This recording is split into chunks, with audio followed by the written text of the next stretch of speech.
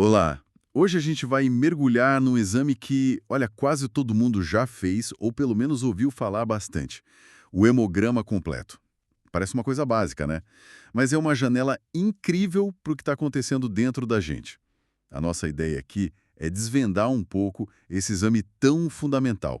A gente pegou um material didático focado em hematologia, para entender melhor o que ele mede, por que cada pedacinho dele importa e, claro, quando é que ele se torna essencial. Vamos lá tentar entender melhor o que rola no nosso sangue? Exatamente. O hemograma muitas vezes é o ponto de partida, sabe? Para investigar um monte de condições. Então, o objetivo aqui é dar uma visão clara, principalmente para quem está começando a se familiarizar com esses termos, né? Sobre o que ele avalia e o que os resultados podem, assim, indicar. É uma análise chave para entender as doenças do sangue, o que a gente chama de hemopatias. Então, tá. Para começar do começo mesmo. O que exatamente o hemograma completo mostra pra gente? Tipo na prática.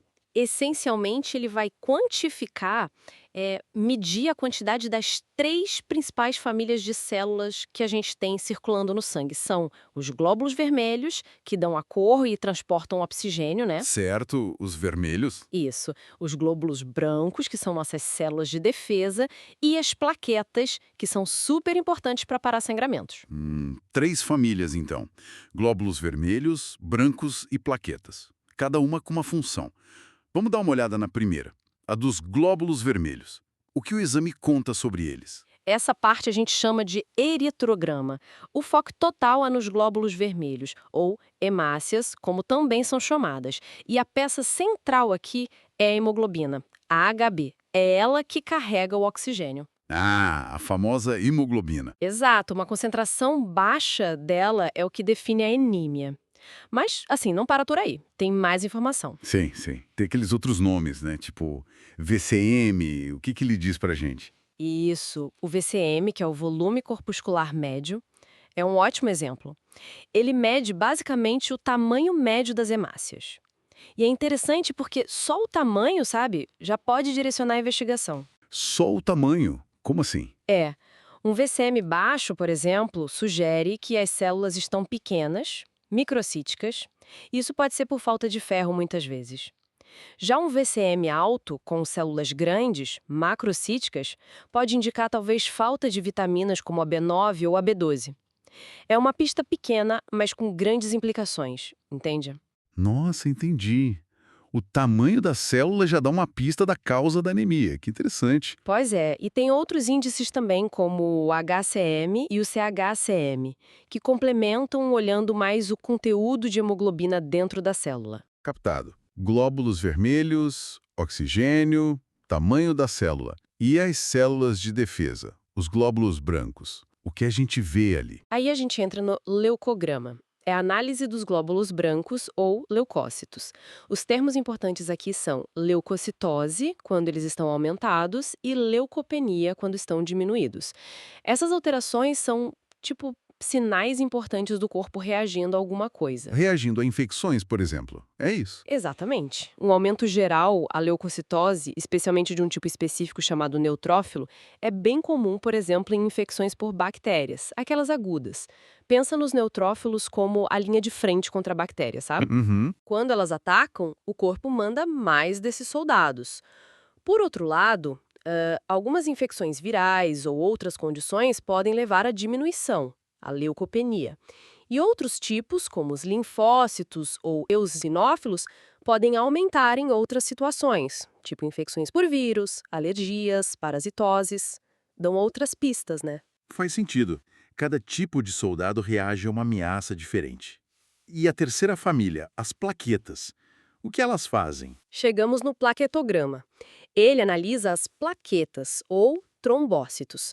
Elas não são bem células inteiras, são fragmentos, mas são essenciais para começar o processo de coagulação para estancar um sangramento.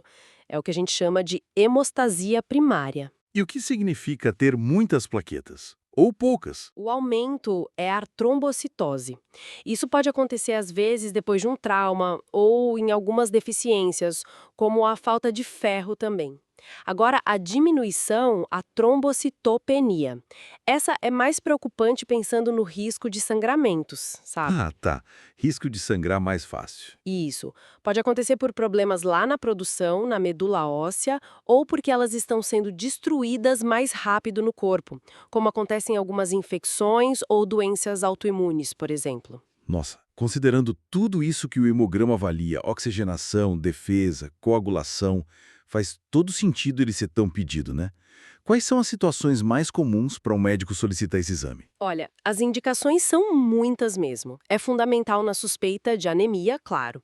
Quando a pessoa tem aqueles sintomas palidez, cansaço, tontura. Certo. Essencial para investigar infecções, principalmente se tem febre, problemas de sangramento fácil ou aparecer muito hematoma, mancha roxa. Aí a gente vai olhar as plaquetas.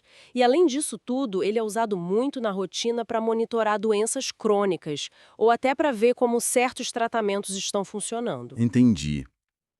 E sobre aqueles valores de referência que vem no resultado? Aquela faixa de mínimo e máximo. Como é que a gente interpreta isso? Ah, aqui é um ponto super importante. É preciso ter muita cautela. Os limites que a gente chama de normalidade, eles não são universais, sabe? Variam bastante, principalmente com a idade da pessoa. Ah, então varia com a idade? Muito. E podem variar um pouco também de um laboratório para outro. Por isso, um número solto e isolado não diz tudo.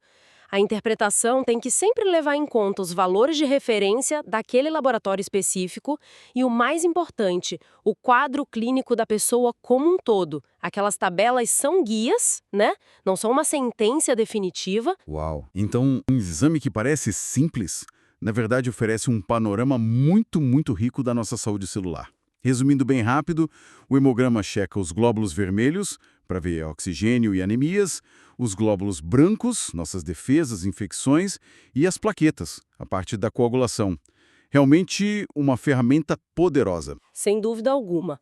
Quando ele é bem utilizado e, claro, interpretado dentro do contexto clínico da pessoa, ele fornece informações valiosíssimas. É muito informativo. E pensando um pouquinho além agora, a gente falou muito sobre a quantidade das células, né?